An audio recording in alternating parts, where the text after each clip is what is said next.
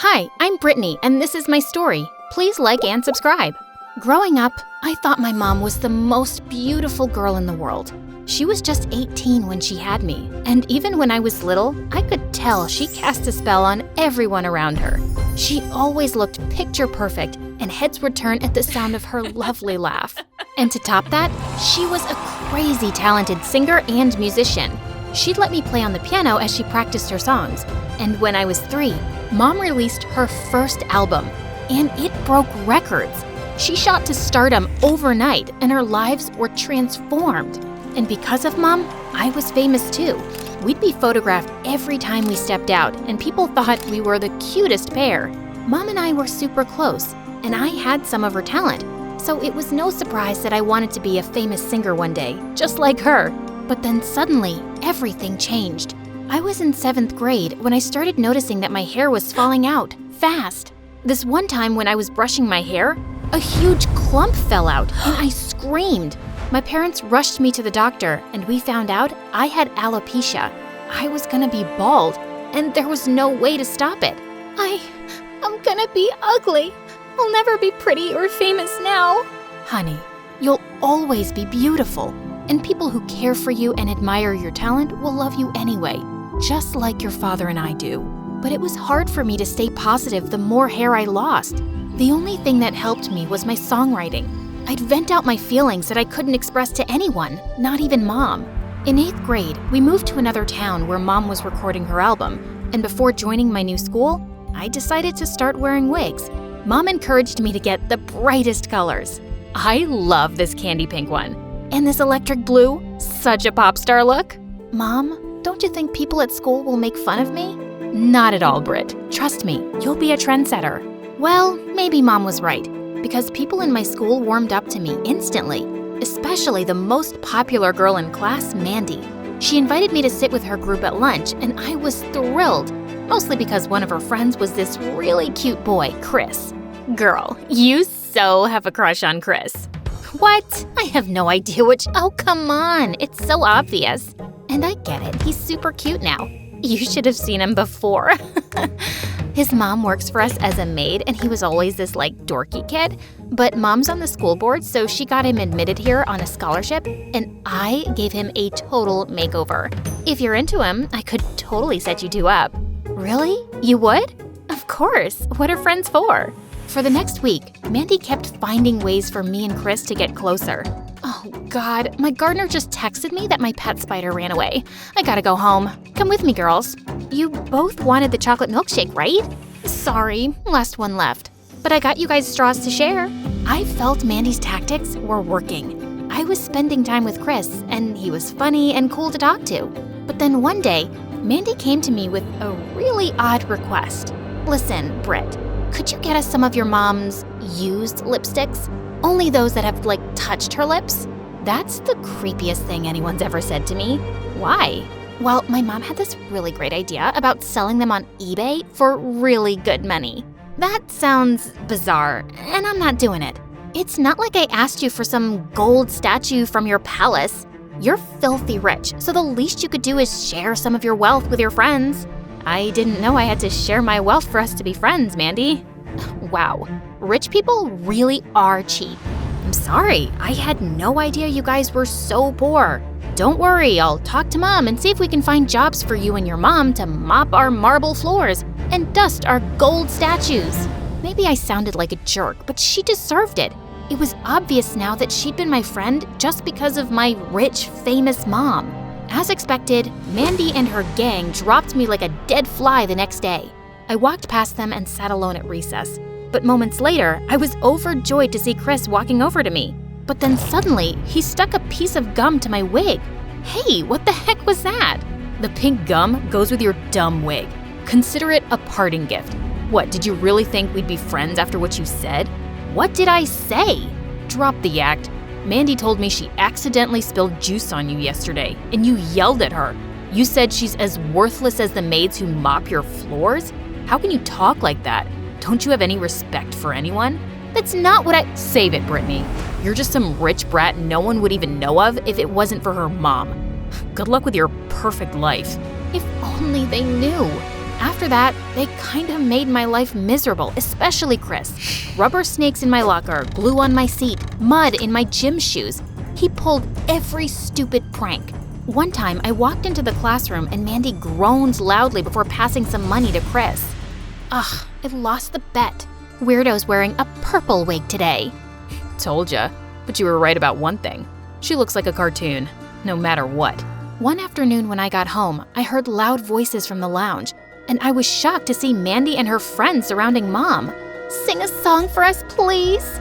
How are you so pretty?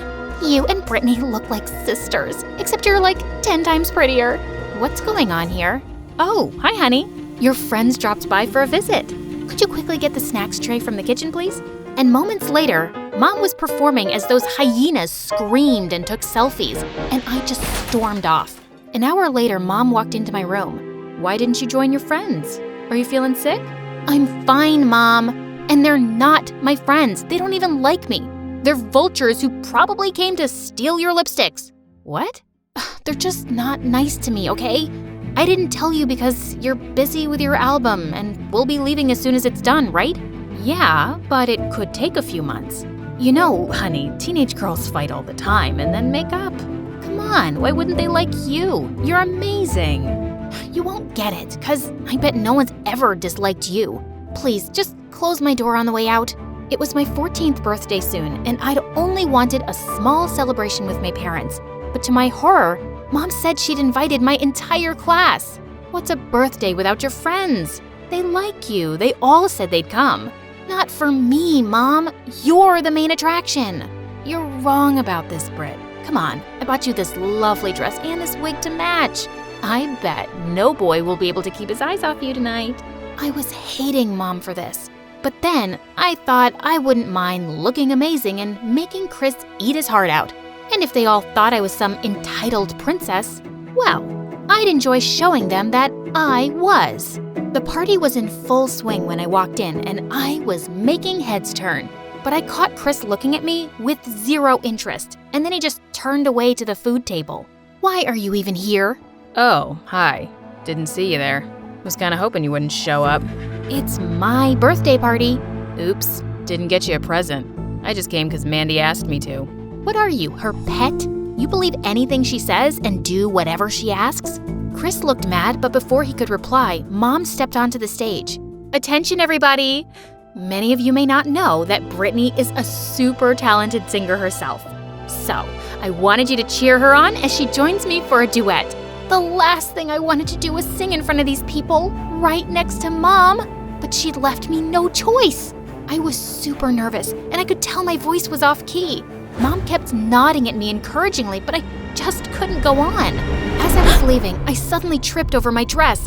Mom caught me before I fell flat on my face, but then I realized my wig had come off.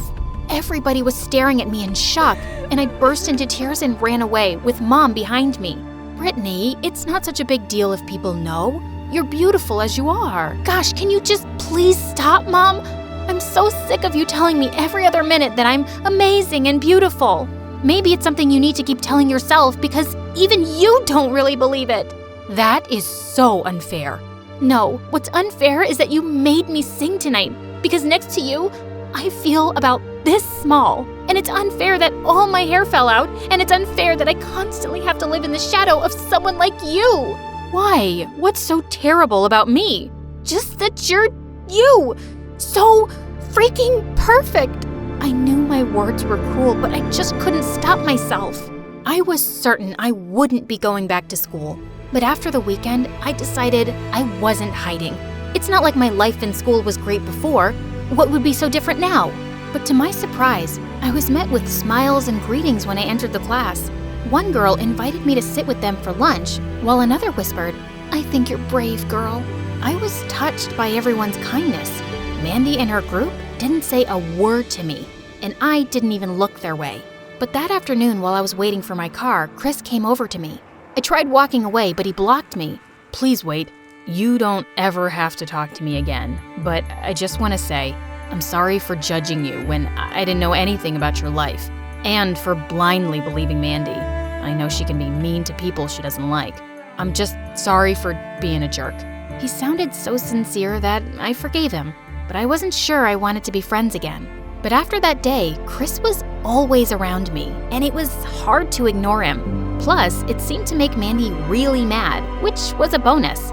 Things were looking up for me at school, but at home, Mom and I hadn't talked in weeks.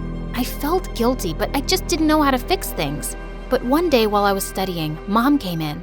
"Brittany, I've been thinking a lot lately, and maybe I don't really understand what you're going through. I just wanted you to believe that your condition doesn't define you, and it doesn't have to take over your life. Also, I never meant to overshadow you. Would you feel better if I stepped away from singing for good? Maybe we can focus on your career now." "Mom, no. You're right. I let my condition dictate how I feel about everything. I'm really sorry for what I said, and I'd never want you to stop doing what you love. You're my favorite singer." A week later, we had a spring dance at the school, and I was over the moon when Chris asked me to be his date. But when I got to the dance, I was shocked to see Mandy on his arm. What's going on? You two are friends again?" "Who said we ever stopped being friends? And did you really think Chris would start liking you after the party? You are so easy to fool, girl. You think everyone's just gonna fall for you because you're some princess? I wanted to show you your place. Just a nobody with a famous mom. Chris, you're so weak and pathetic. And Mandy, you must be really insecure to be jealous of a nobody. And I have a great chance of being a somebody one day because I'm talented and have a super famous mom. And you'll always be a loser looking to sell celebrities' used things. You know what? I'll do you a favor and send you Mom's used toilet paper." Mandy was about to attack me, but my classmates jumped in to stop her, and I just walked away. I told Mom I didn't want to stay another minute in this town. And by the next morning, she had everything packed and we left. Mom and I grew close again, and she featured a duet with me on her next album, which was #1 on the music charts for weeks. And I decided that I wanted to use my fame for something good. So I openly talked about my alopecia on Insta. I got such an outpouring of love and messages from people going through the same thing. And it felt amazing that I could make others feel less alone. Years went by and life was good until I joined college, because on the very first day, someone playing with a football bumped into me in the hallway, and I looked up to see it was Chris. "Brittany, I'm so glad to see you. I've thought of you every day." "Really? Because I never thought of you after I left. I was too busy living my best life. Now, if you'll excuse me." I'd kept my cool, but inside, I felt shock and anger bubbling up. Why did he have to be here? He just wouldn't back off. He'd leave flowers and apology notes in my locker and bring coffee for me every morning. One time at a football game, he sat across from me on the bleachers holding a large banner. "I'm sorry, Brittany. Give me one more chance." What's up with you and Chris, girl? What can't you forgive him for? I mean, look at him. Trust me, he's an A-class jerk. I told Mom about how Chris was ruining my life, but surprisingly, she told me to hear him out. Why should I? You know what he did. I know, sweetheart, but people can change. He sounds like he's really sorry, and kids in school can be so stupid sometimes. Speaking of stupid, is it that boy in her tree? Brittany, I'm not getting out of this tree till you talk to me. I swear, I will sleep here and eat the leaves and never leave till you hear me out. Seriously? Why are you acting like such a maniac? Why are you even here, Chris? Because I've hated myself every single day since you left. I was weak and pathetic, but I never faked liking you. Mandy hated that you and I had grown close, so she made me play along with her act at the dance to hurt you. Made you? No one can make you do anything. Except that she could. My mom had taken loans from their family, and Mandy threatened to make life really difficult for her if I didn't play along. I know it doesn't sound good enough, but I felt like I had no choice. After you left, I dropped out of that fancy school. I couldn't stand to be around Mandy. And I followed you online, and I knew you were going to this college, and I had to see you and give you this. It was one of the journals where I used to scribble away my songs. I had no idea where I'd lost it. You left it in your locker, and I held on to it. I was hoping to return it one day and just tell you that I'm really sorry. I seem to say that a lot, but believe me, I've meant it every time. I think I believe you, Chris, but you'll have to keep convincing me. I will, promise. Once I'm sure that you're not an awful person, I might set you up with a friend who thinks you're really cute. And I hope by friend, you actually mean you. In your dreams, jerk.